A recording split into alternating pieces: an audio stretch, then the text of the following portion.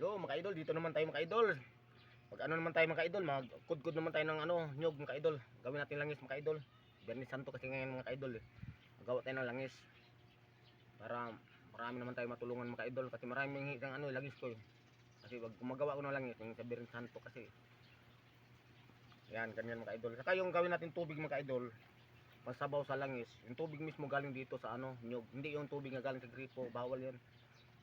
Para ano yung tawag nito, yung aktibo mga idol, gagaling talaga mga sakit mga idol, lason man sa mga ano hilot, yun itong ano gamit mga idol. Malason ka, ito rin inainom mga idol, wala yung lason mo. Yan, ganyan mga idol, lalo makagat ka ng aso, yun pwede nyo lagyan ng langis, matay yung rabies mga idol.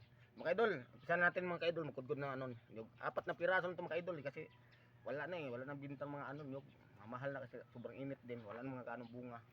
Mga idol, kumain ko. Kudkod tayo na ano,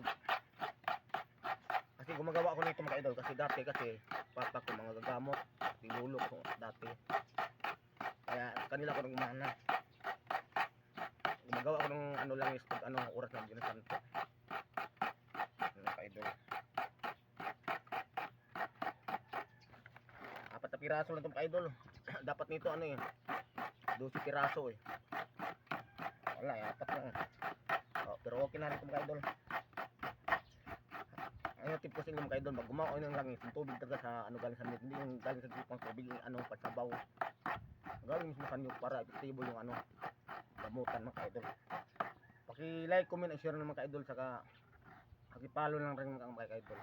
Pag makita kayo ng kung mga subscriber ako mga idol, nakalagay sa ano sa profile ko mga idol, Facebook ko. Pag makita kayo ng ano subscribe, subscribe na rin ako mga idol. Kasi minsan wala yung ano ko subscribe mga idol. O kaya sa YouTube, yan mayroon din ako mga idol.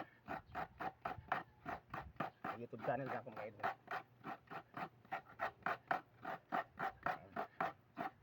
Ito nga nagawa ng ano mga idol. Or na ganisan ko mga idol. Nagawa ko ng langis.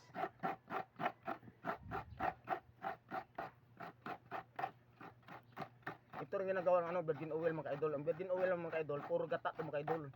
Puro gata. Walang nahal tubig, gata lang. Yung nyog, huwag mo sabawan. Yung nagawa ng virgin oil. Tapos na ano yan, na ano yan sa mga grapon na plastic lalaki. Natago yan mga 1 week o kaya 1 month. Yung puti niyan, yun ang gamot din yan. Yung natawag ng virgin oil. Marunong na ako gumawa ng idol dati, gumagawa ko kasi ngayon wala kasi. Nihit kasi yung ano, yung bunga ng kaya ito. Mga idol, update lang kita mamaya pag maluto ng lana mga idol. O langis man, sa Bisaya lana. Langis Tagalog mga idol, di ba? Mga idol, thank you for watching mga idol. Bye-bye.